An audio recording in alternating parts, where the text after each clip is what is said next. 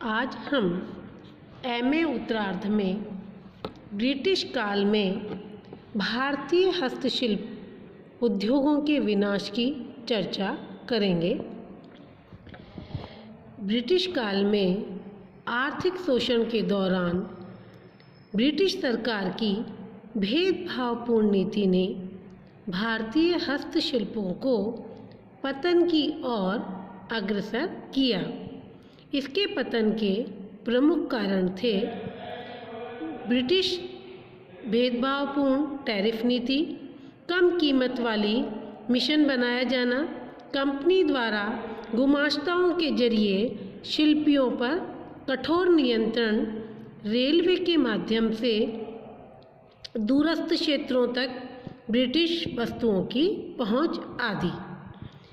1757 में British company द्वारा प्लासी विजय के बाद बंगाल में राजनीतिक सत्ता पर अप्रत्यक्ष नियंत्रण स्थापित हो गया, जो क्रमशः बढ़ता ही गया। ब्रिटिश कंपनी ने अपनी राजनीतिक सत्ता का प्रयोग अपने औपनिवेशिक आर्थिक हितों के मद्देनज़र करना शुरू कर दिया और इससे क्रम में देशी बुनकरों के ऊपर अपना नियंत्रण आरोपित करते हुए उनके काम की आज़ादी, उनके द्वारा उत्पादित वस्तुओं के मूल्य निर्धारण करने का अधिकार आदि छीन लिए गए और इस प्रकार भारत में देशी बुनकर उद्योगों को समाप्त होने के कगार पर ला दिया। इसका एक और प्रभाव भारतीय आर्थिक इतिहास पर पड़ा कि जैसे जैसे उद्योगों का विनाश होता गया, कृषि पर भार बढ़ने लगा। उद्योगों से पलायन करने वाले अब कृषि पर ही निर्भर रहने लगे।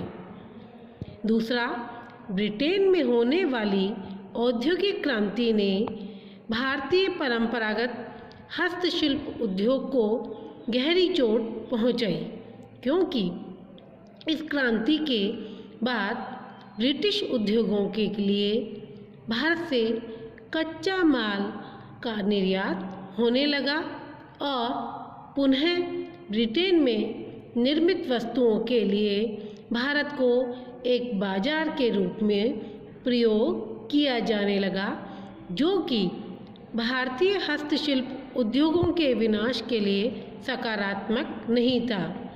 इसका प्रभाव यह भी रहा कि भारत में काम करने वाले दस्तकारों को कच्चा माल उपलब्ध नहीं हो पाता था, क्योंकि कंपनी अपनी शर्तों पर उसे निर्यात कर देती थी और वहाँ से मशीनों के द्वारा माल आयात किया जाता था,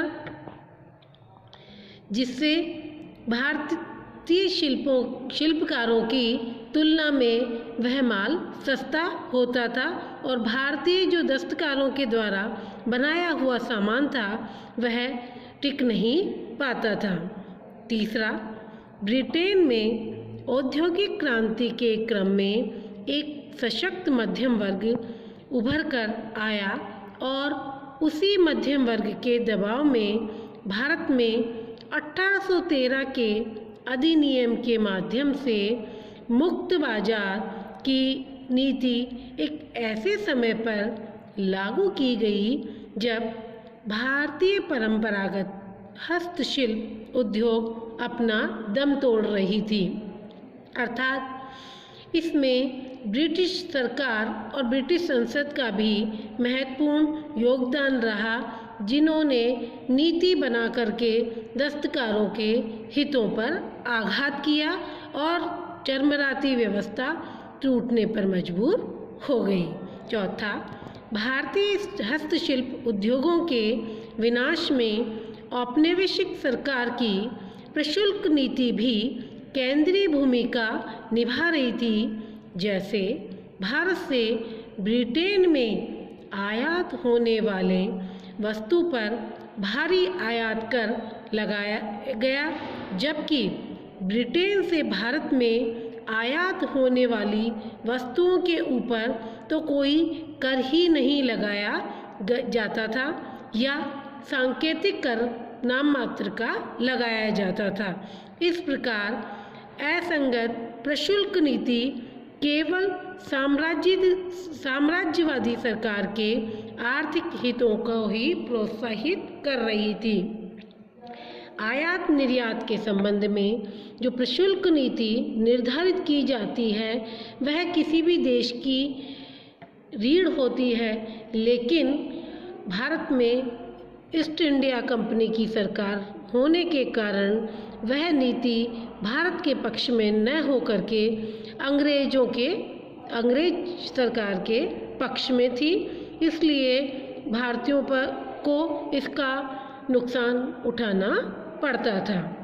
स्मरणीय है कि उपयोगितावाद एवं आधुनिकीकरण के नाम पर आधुनिक शिक्षा को प्रारंभ करने के पीछे का मुख्य उद्देश्य भी साम्राज्यवादी ही था, क्योंकि इस शिक्षा के माध्यम से ब्रिटिश कंपनी परंपरागत भारतीय समाज के स्वरूप में परिवर्तन लाना चाहती थी, ताकि ब्रिटिश उत्पादित माल के लिए एक अनुकूल बाजार उपलब्ध हो सके।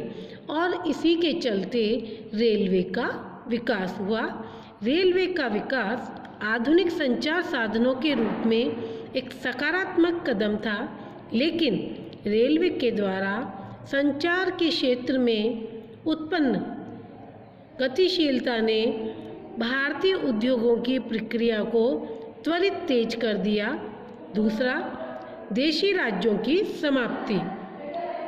भारतीय देशी राज्य भारतीय परंपरागत उद्योगों का संरक्षण भी करते थे और उत्पादक भी थे, लेकिन अंग्रेजों ने विस्तारवादी नीतियों के कारण इन देशी राज्यों के अस्तित्व को ही समाप्त कर दिया। परिणाम स्वरूप संरक्षण एवं बाजार के अवसर पर भारतीय शिल्प उद्योग देश में ही वंचित रहने लगे। साथ ही अंग्रेजों ने देशी राजाओं और उनके यहाँ सामंतों का एक जो वर्ग था जो हस्तशिल्प को प्रोत्साहन देता था, उस वर्ग को ही आर्थिक शोषण की नीतियों के चलते कमज़ोर बना दिया, जिसके तहत संरक्षणदाता ही जब कमज़ोर हो गए तो हमारे इन हस्तशिल्पों उद्योगों को कौन प्रश्रय देता, और अंग्रेज इनको उजाड़ने पर, इनको बर्बाद करने पर तुले हुए थे। उनकी नीतियाँ न भारतीय हितों की अपेक्षा ब्रिटिश हितों का अधिक ध्यान रखती थी। कुल मिलाकर के इन सब कारणों से ब्रिटिश काल में भारतीय हस्तशिल्प उद्योगों का विनाश होने लगा।